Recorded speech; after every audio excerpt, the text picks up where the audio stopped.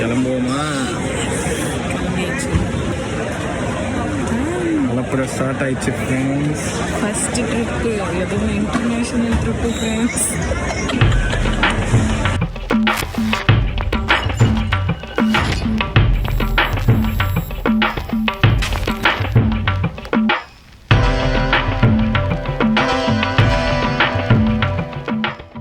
நல்லா இருக்குல்ல airport, nice airport. எனக்கு வர நிறைய விஷயம் தெரியவே தெரியாது. இவன்ட்ட கேட்டு கேட்டு பண்ண வேண்டியதாக இருக்கு. தலை எழுத்து.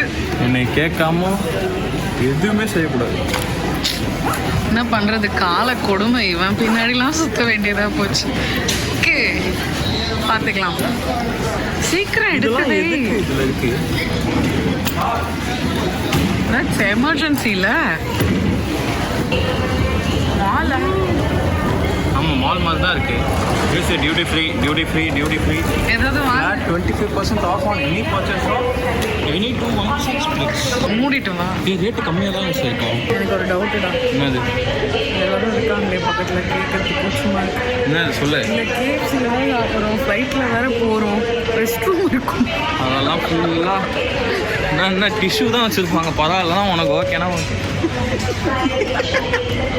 போயிட்டு வாஷ் பண்ணிட்டு கொஞ்ச நேரம் அங்கேயே இரு. நீ டக்குன்னு டோர் திறந்தோன்னா செம்ம கப்படிக்கும், செம்ம நாத்தடிக்கும். அந்த நாத்தெல்லாம் உன்கிட்ட தான் வரும்.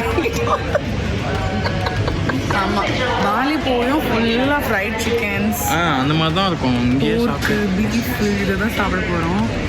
வீட்டில் மம்மி பார்த்தாங்கன்னு வச்சுக்கேன், அடுத்த தடவை எங்கேயுமே அனுப்பி விட மாட்டாங்க. நீங்கள் எங்கேயும் போக தேவையில்ல, எங்கேயும் வந்துடும் அப்படின்னு சும்மா சொன்னேன். பார்ப்பேன், நான் சாப்பிட மாட்டேன்.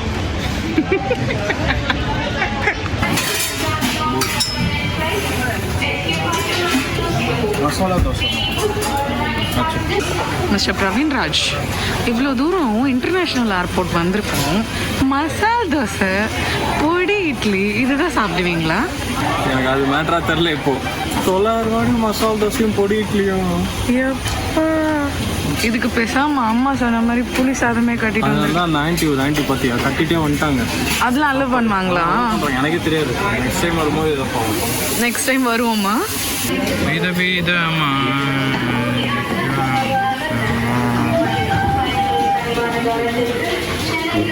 ஃபஸ்ட்டு மசாலா இருக்க இந்த தோசை எடுத்து லைட்டாக ஒயிட் சட்னி, லைட்டாக சாம்பார், லைட்டாக கார சட்னி, அப்படியே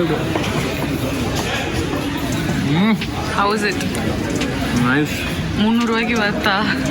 என் ரேட்டு சொல்ல. சாப்பிட்டு வந்துட்டோம், லேட் ஆயிடுச்சு. குடு குடு குடுக்குன்னு ஓடுறோம். அங்கே போய் தான் பார்க்கணும்.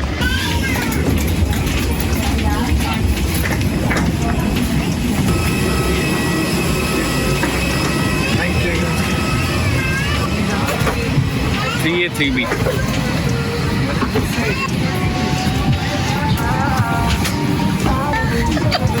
First come first serve. ஜன்னல் சீட் எனக்கு தான். ஜன்னல் சீட்டு கிடைச்சிருச்சு.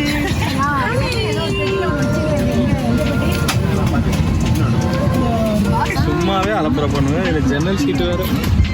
நைட்டு ஃபுல்லாக எடுக்க பார்ப்போம், எதுவுமே தெரியலனாலும் நம்ம எடுப்போம். பாய் பாய் சென்னை.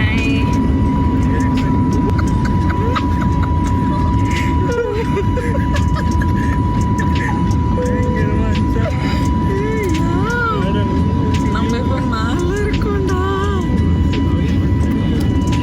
நம்ம சென்னை நைட்டில் பார்க்குறதுக்கு எவ்வளோ அழகாக இருக்கு, பளிச்சு பளிச்சுன்னு. இங்கே போயிடா. அது ஏதோ இப்படி இப்படி வருது, வளைஞ்சு வளைஞ்சு அந்த ரோடு. ஏர்போர்ட் ரோடா தான் அழகா இருக்கு. Wow, I love this view. அதுக்குள்ள பீச்சுக்கு வந்துட்டோம். ஏர்போர்ட்ல இருந்து அங்க ஷிப்லாம் தெரியுது, பெருசு பெருசா லைட் எரியுது. Bye bye Chennai, I will miss you. சீக்கிரமா வந்துடுறேன். 3 hours later, the next day.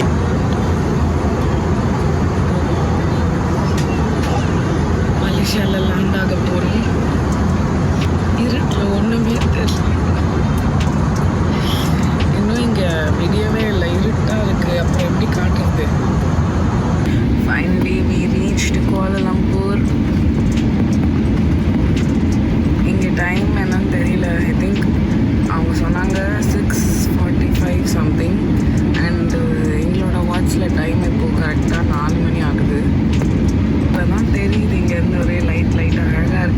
இதை பார்க்குறதுக்கு. ஏர்போர்ட் ஃப்ளைட் லேண்ட் ஆக போகுது.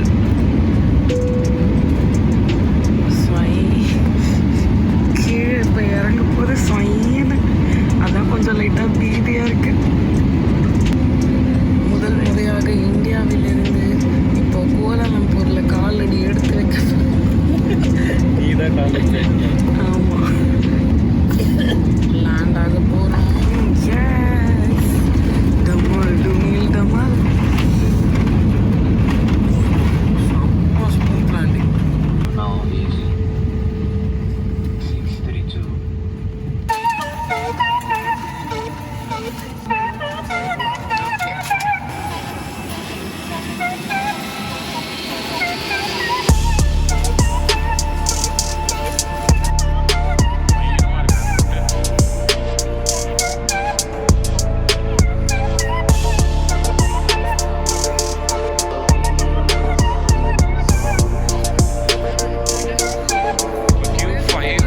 கேட்டு கிட்ட போனோம். வேற லெவல் ஏர்போர்ட். ஃப்ளோரிங்க பாருங்க, வாவ் அங்கமாக இருக்கு.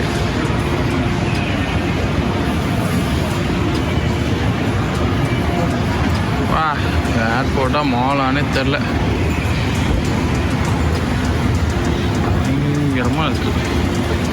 சரி, ஓகே, அங்கே கேட்கலாம். அங்கே பார்த்தியா நம்ம ஊர் கோயம்பேடு பஸ் ஸ்டாண்டில் 10 கிராமும் படுத்துருக்காங்க. ஏதாவது முன்னாடி ஒரு கதை. வா, இந்த பக்கம் தான் போகணுமா Q5க்கு. நம்ம ஐட்டம் வருது சார், போய் பார்க்கலாமா? பார்க்கலாம். அப்படி பார்க்கலாம். ஃபஸ்ட்டு நம்ம போயிட்டு நம்ம கேட்டை இப்போ பக்கத்து கடையை பார்த்து சொல்லு பார்க்கலாம். எனக்கு நீ சன்ஷைன் கிளாஸ் வாங்கி தரேன்னு சொன்னியடா.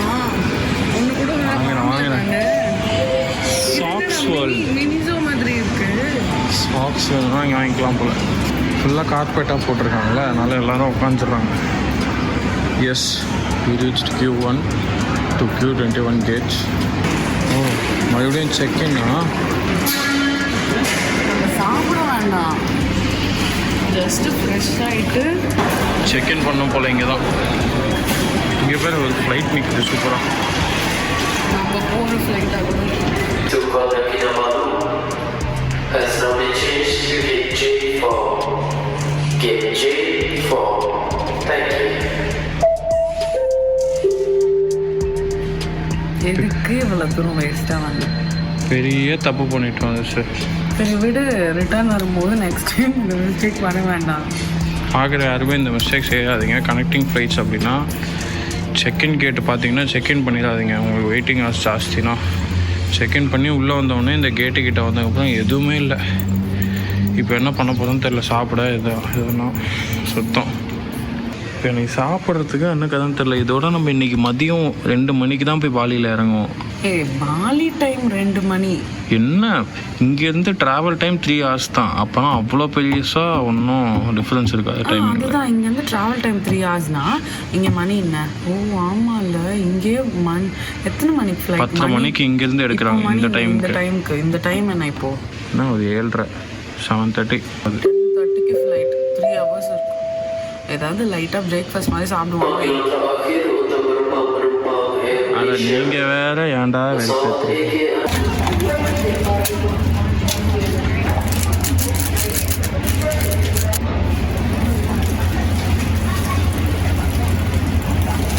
நம்ம மலேசியாவுக்கு வந்திருக்கோன்னு அடையாளம் வேணும்ல, அதுக்காக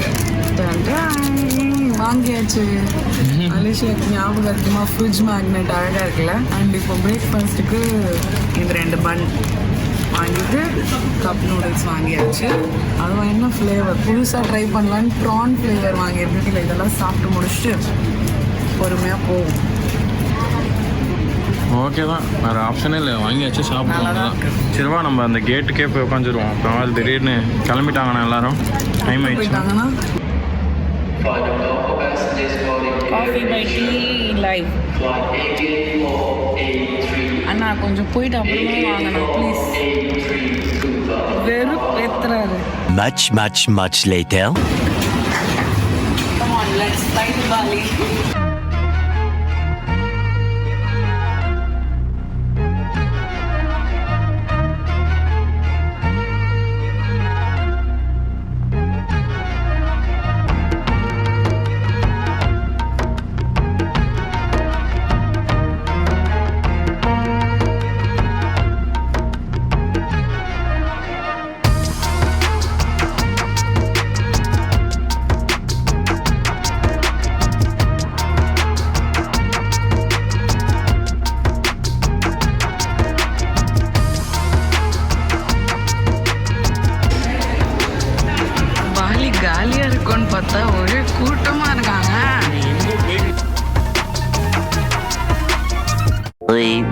later, many months later. So much later that the old narrator got tired of waiting and they had to hire a new one.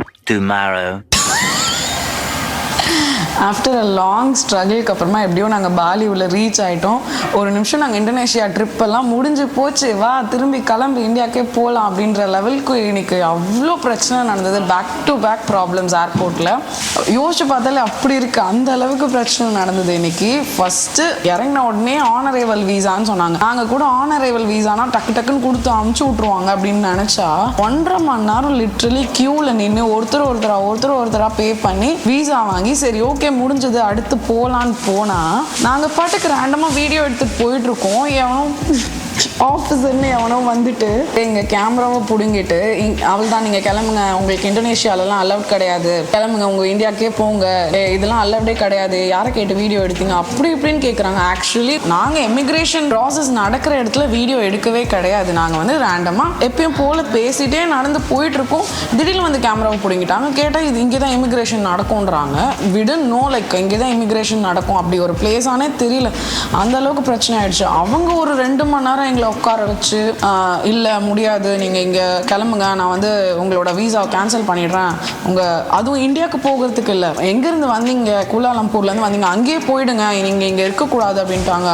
அவன் ஒரு ஆஃபீஸருக்கு அனுப்பி மாற்றி எல்லா ஹெட் ஆஃபீஸர்ஸ்கிட்டையும் 2 மணி நேரமாக சாரி எங்களுக்கு தெரியாது ஃபர்ஸ்ட் டைம் அப்படி இப்படின்னு போய் சொல்லி அங்கேருந்து எஸ்கேப் ஆகி வெளியில் வந்தோம். லிட்ரலி நான் அழற நிலைமைக்கு ஆகிட்டேன். பிரவீனாவது கொஞ்சம் கான்ஃபிடென்ட்டாக இருந்தான் எதுவும் நடக்காது அப்படின்ட்டு. எனக்கு அப்படியே கண்ணில் தண்ணி வர மாதிரி ஆயிடுச்சு. எவ்வளோ எஃபர்ட் எடுத்து எவ்வளோ ஸ்பெண்ட் பண்ணி இந்த ட்ரிப்பை பிளான் பண்ணியிருக்கோம், இப்படி ஆயிடுச்சேன்னு. சரி கடவுள் புண்ணியத்தில் அங்கேருந்து எஸ்கேப் ஆகி அவன் பொழைச்சு போ அப்படின்னு விட்டுட்டான்னு நினச்சி வெளியில் வந்தா இந்த சிம் கார்டுன்னு ஒன்று வாங்கணும்ல, வெளியில் வேறு கண்ட்ரிக்கு வந்தால் எல்லா சிம் கார்டும் மாற்றணும்னு சொல்லிட்டு அங்கே போகிறோம். எந்த சிம் கார்டுக்கு போனாலும் ப்ராசஸிங் ஃபெயில் ஏர்போர்ட்குள்ளே. மற்றவங்களுக்குலாம் ஒர்க் ஆகுது. எத்தனை வாட்டிடா முடியலடா அப்படின்ட்டு ஆயிடுச்சு. எங்களுக்கு போதும்டா அழுதுருவேன் அப்படின்ற மாதிரி ஆயிட்டு சரி ஓகேவா போய் ஃபஸ்ட்டு டிரைவரை பார்த்துருவோம், அவங்க வெயிட் பண்ணிட்டு இருக்காங்கன்னு சொல்லிட்டு டிரைவர் கிட்ட போயிட்டு இந்த மாதிரி எங்களுக்கு வெளியில் சிம் கார்டு வேணும் அப்படின்னு சொல்லிட்டு வெளியில் ஒரு லோக்கல் பிளேசஸ் கிட்டலாம் கேட்கலான்னு போனால் அங்கேயும் அதே பிரச்சனை. அங்கே கேட்டால் சர்வர் எரர் மேடம், உங்கள் பிரச்சனை எதுவும் இல்லை அப்படின்னு சொல்லி மறுபடியும் வெயிட் பண்ண சொல்லி அங்கே லிட்ரலி ஒரு 1 மணி நேரம் கழிச்சு சிம் கார்டு வாங்கிட்டு போங்க அப்படின்னா சரி ஆக்டிவேட் பண்ணி கொடுங்கண்ணா. இப்போ ஆக்டிவேட் ஆகாது, இன்னொரு 1/2 அன் ஹவர் வெயிட் பண்ணுங்க, அப்படி இல்லைன்னா நீங்கள் ரூமுக்கு போயிட்டு ஆக்டிவேட் ஆகுதா நீங்களே செக் பண்ணிக்கோங்க அப்படின்ட்டாங்க. வேறு வழி தெரியல. சரி போடா ஒர்க் ஆனால் ஆகிட்டு போகுது, ஆகலைன்னா போகுதுன்ட்டு அங்கே பே பண்ணிவிட்டு சிம் கார்டை வாங்கிட்டு ரூமுக்கு வந்துட்டோம். இனிமேல் தான் செக் பண்ணி பார்க்கணும் அந்த சிம் கார்டு ஆக்டிவேட் ஆகுதா இல்லையான்ட்டு. சீரியஸ்லி விடன் நோ, இவ்வளோ ஒரு ட்ராஜடிக்கான ஃபர்ஸ்ட் டே ஸ்டார்ட் ஆகும் அப்படின்ட்டு. இனிமேல் எப்படி இருக்க போகுதுன்னு சத்தியமாக தெரியல. பிகாஸ் இது எனக்கு ஃபர்ஸ்ட் ட்ரிப், அதுவும் இல்லாமல் இறங்கின உடனே பிரச்சனைன்னு வந்ததுனால எனக்கு ஒரு மாதிரி இருக்கும்ல, ஸ்ட்ரெஸ்டாக என்னடா இது அப்படின்ற மாதிரி இருக்குது. நான் பாலினா வேறு எக்ஸ்பெக்ட் பண்ணிட்டு வந்தேன், ஆனால் இங்கே வேறு நடந்தது. மேபி எங்களோட டைமாக என்னன்னு தெரியல, இப்படி ஆயிடுச்சு. 7 days எப்படி போகுது வீடியோ நம்ம சென்னை ரிட்டர்ன் ஆகிற வரையும் ஃபுல்லாக போடுறோம், வெயிட் பண்ணி பாருங்கள். இப்போ போய் நம்ம ஹோட்டல் எப்படி இருக்குன்னு பார்க்கலாம். Come on.